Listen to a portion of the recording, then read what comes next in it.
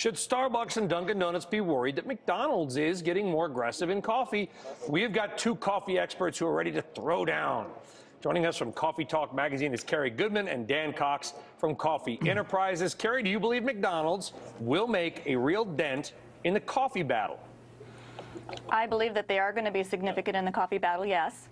I think that there should be some worries about that. I think it can be a good thing, except that if McDonald's is coming in with coffee and their strategy is to make it less expensive and cheaper, then we're going to hurt the industry, because specialty coffee is all about quality, and we really have to make sure that we're not training consumers that they should pay less for a good cup of quality. Sorry, Kerri, if I was McDonald's, I'd give coffee away or make it a quarter.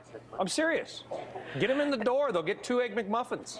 And that's really great for a short-term thinking, but if a long-term thinking, if they're going to start doing that and these coffee producers are going to now have more pressure on them to bring their prices down, they're barely making a living right now and feeding their families, and if they can't afford to grow the coffee, we're not going to have coffee. But Dan, here's the thing. I mean, I think it's an actually fantastic time for McDonald's to expand its coffee line, because coffee prices have dropped about 30% over the past year, and they make great margins on this.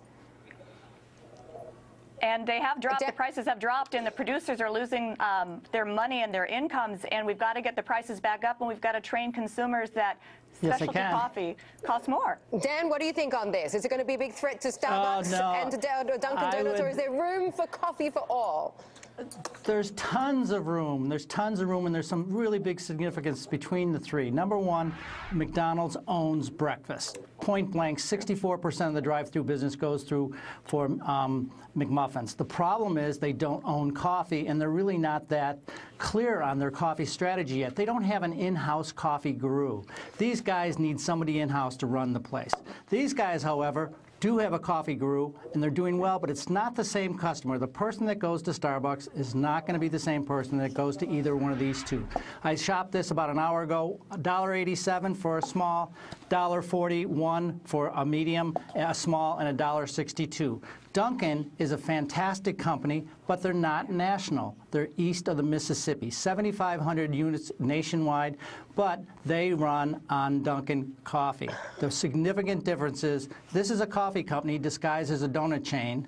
This is a Egg McMuffin trying to get into the business, and Mr. Thompson's pretty smart. He realized their #1 product last year was their frappe. Did a fantastic job. And Mr. Howard over here, he just keeps going through and going through, but his strategy is international. So for drip coffee in the United States, first, there's plenty of room. Second, they also own drive-through.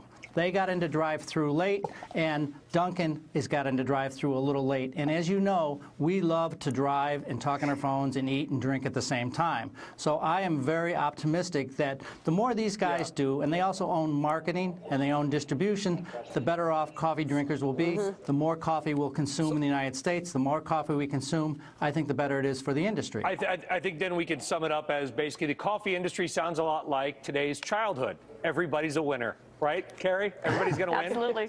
Fantastic. Absolutely. Dan, thank you very much. Different strokes I hope so. for Thank different you. folks. I prefer Winchell's out west. A coffee bean medal for everybody.